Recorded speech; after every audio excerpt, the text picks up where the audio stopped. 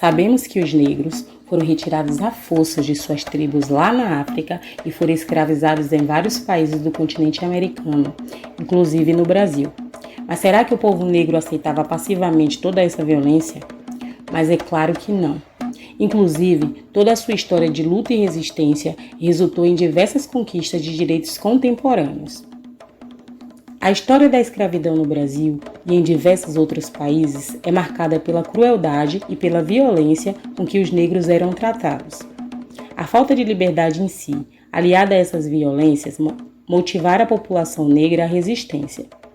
Apesar de serem forçados a abandonar sua cultura e abraçar a cultura dos seus captores, os negros nunca se manteve inerte à questão da escravidão, pois lutar nunca foi uma questão de escolha. Porque lá na África eles já lutavam para que outras tribos não destruíssem a sua cultura e seu convívio natural.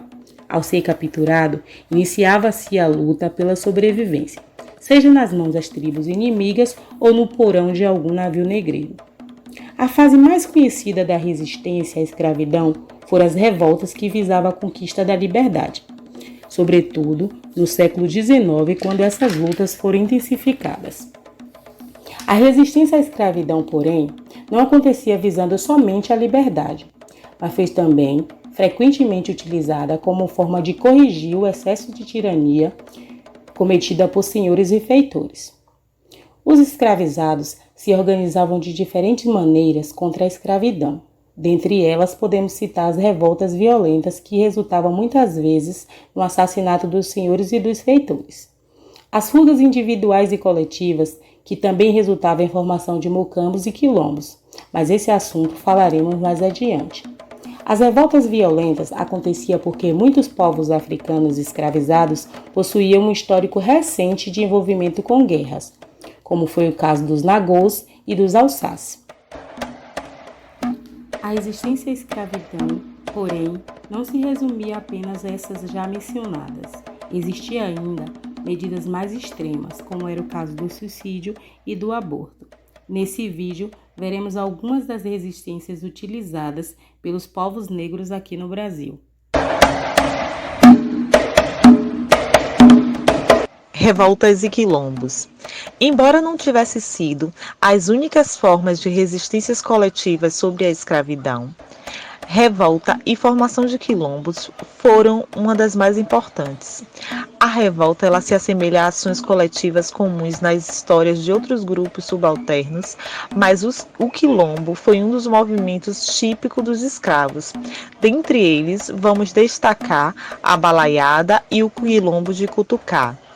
A balaiada foi uma revolta que surgiu na província do Maranhão entre os anos de 1838 a 1841, tendo alguns líderes que se destacaram como o Negro Cosme, Raimundo e Manuel. A balaiada se distingue das outras revoltas que surgiram no período regencial por ter sido um movimento eminentemente popular contra os grandes proprietários agrários da região. As causas dessa revolta estão relacionadas às condições de miséria e opressão que estavam submetidas à população pobre da região.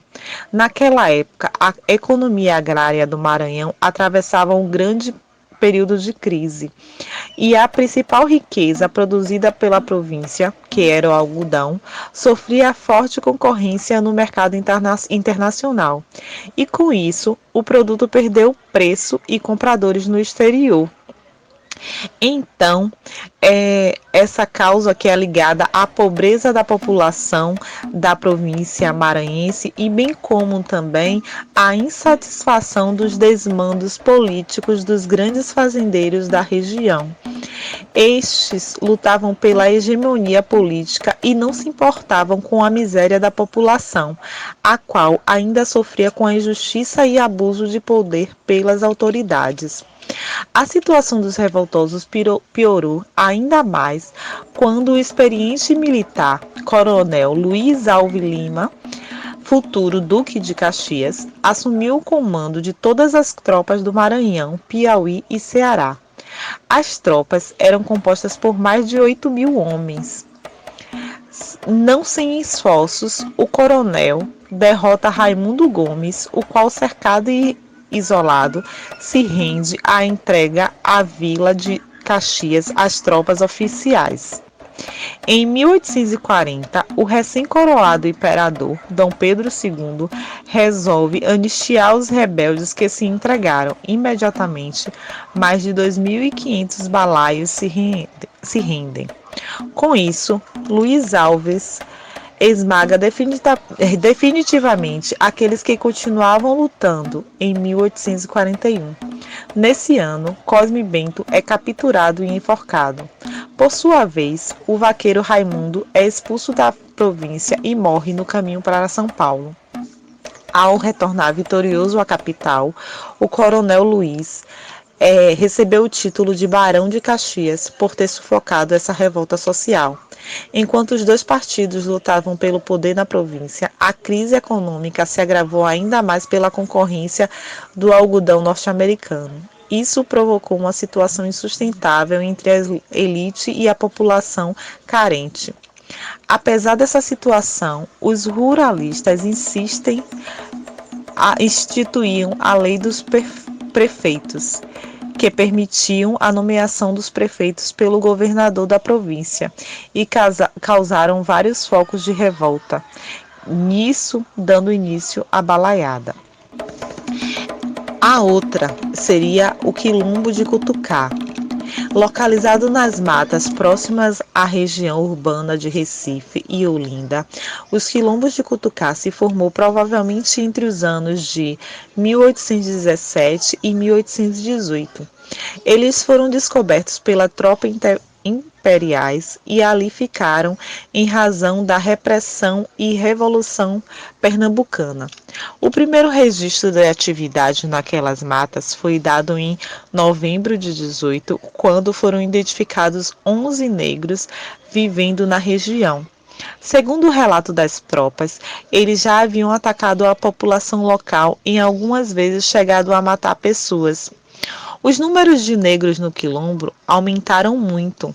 Isso porque, após a notícia vindas da Europa, uma revolução que pretendia uma reforma política do governo unido de Portugal, Brasil e Algarves.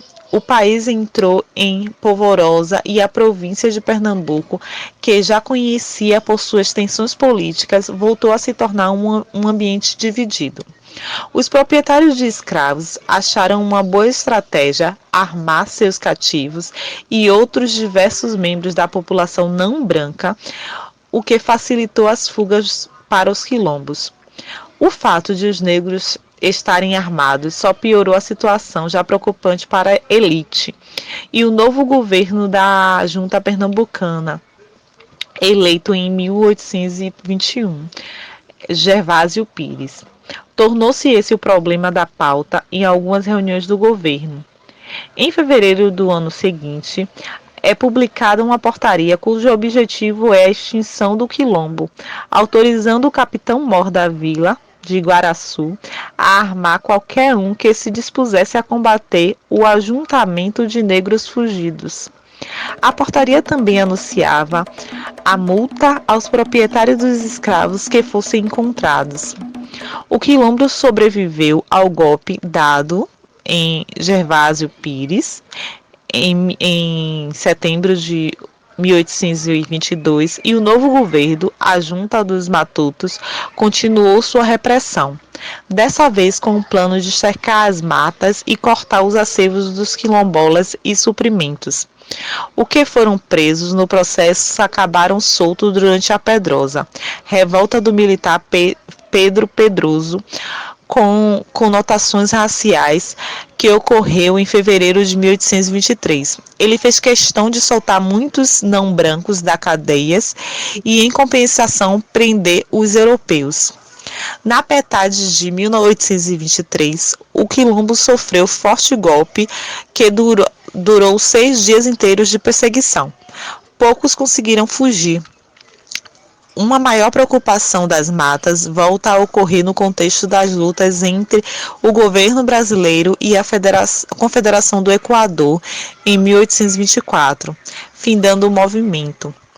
há uma nova repressão forte ao quilombo e a operação comandada pelas tropas imperiais, que recebeu ajuda até de indígena, prometia ser definitiva na luta contra os negros de Cutucá. Palmares, território de lutas e resistência contra a escravidão. O primeiro e mais importante quilombo que surgiu no final do século XVI, na época do Brasil colonial. Localizado estrategicamente na Serra da Barriga, uma região de difícil acesso de mata fechada em Alagoas, onde, na atualidade, está situado um parque memorial Quilombo dos Palmares.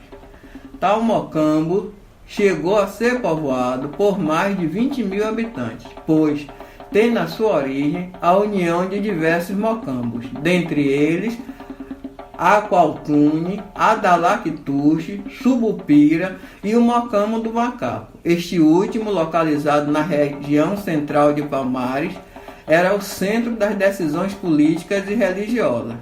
Todos os mocambos existentes em Palmares viviam sob forte esquema de segurança devido aos diversos ataques surpresa dos holandeses e portugueses. Existem registros de que Palmares teve dois líderes. O primeiro, Gangazumba, que governou até 1678, e Zumbi, que liderou o quilombo até a sua destruição em 1694. Zumbi foi morto em 20 de novembro de 1695, na atualidade, Dia da Consciência Negra. Devido à grande incidência de trabalho escravo na Bahia, durante o período colonial, vários quilombos foram desenvolvidos em Salvador. O Buraco do Tatu, de 1744, localizado na Estrada Velha do aeroporto, composto por 200 habitantes, cuja principal forma de sobrevivência era a agricultura e a pesca. Esta comunidade era protegida por diversas armadilhas em suas voltas, escondida no meio do mato, que dificultavam o acesso das pessoas que não conheciam o lugar. Segundo Santana, 2005, este mocambo foi atacado em 1763 por uma tropa composta de 200 soldados, comandada pelo capitão-mor Joaquim da Costa Cardoso, sob a liderança do então governador Gonçalo Xavier de Brito. Este ataque destruiu o quilombo e prendeu 78 pessoas. Localizado em Ilhéus, nasce, no século XVI, o Engenho Santana, que por duas vezes, em 1789 e em 1824, foi palco de rebeliões, onde um grupo de escravos, sob a liderança do senhor Gregório Luiz, mataram o feitor, pegaram ferramentas e se refugiaram no mato, formando quilombos. O curioso é que, algum tempo depois, os rebeldes retornaram ao engenho com um tratado em que apresentaram as condições para voltar ao trabalho. Segundo Pinto, 2017, esse documento apresentava uma lista com 19 quesitos. Destes, 13 estavam relacionados ao trabalho, como cota para algumas atividades, quantidade de trabalhadores para realizar a tarefa, diminuição de 30% do número de cana-de-açúcar requerida nas cotas diárias e, para minimizar a cota feminina no cultivo de mandioca, 20% a menos que os homens. Contudo, estrategicamente, o senhor de engenho, fingindo que estava de acordo com o tratado, mandou prender o líder e vendeu os 16 escravos para uma fazenda no Maranhão. Outra rebelião importante foi o levante de escravos africanos que aconteceu em Salvador. Em 28 de fevereiro de 1814, rebeldes lideraram um ataque tomando de assalto a armação de pesca de baleias, como também pescadores escravizados em uma das fazendas dessa localidade. Mataram o feitor e membros da família do fazendeiro, além de destruírem ferramentas de trabalho. Essa revolta seguiu para outras fazendas da região, chegando ao lugarejo de Itapuã, efetuando um verdadeiro massacre, avançando para o Recôncavo, onde soldados e milicianos deram fim à revolta. A cidade de Salvador é importante pela sua história e os acontecimentos que deram destaque a diversos lugares. Alguns dos lugares mais conhecidos e populares da cidade foram palco de acontecimentos marcantes, dos quais podemos citar a Ladeira da Praça, onde ocorreu a Revolta dos Malês, considerada a mais importante feita por escravos urbanos nas Américas. Iniciada na madrugada do dia 24 para 25 de janeiro de 1835, organizada por africanos iorubás, conhecidos como Nagôs no Brasil, adeptos do Islã.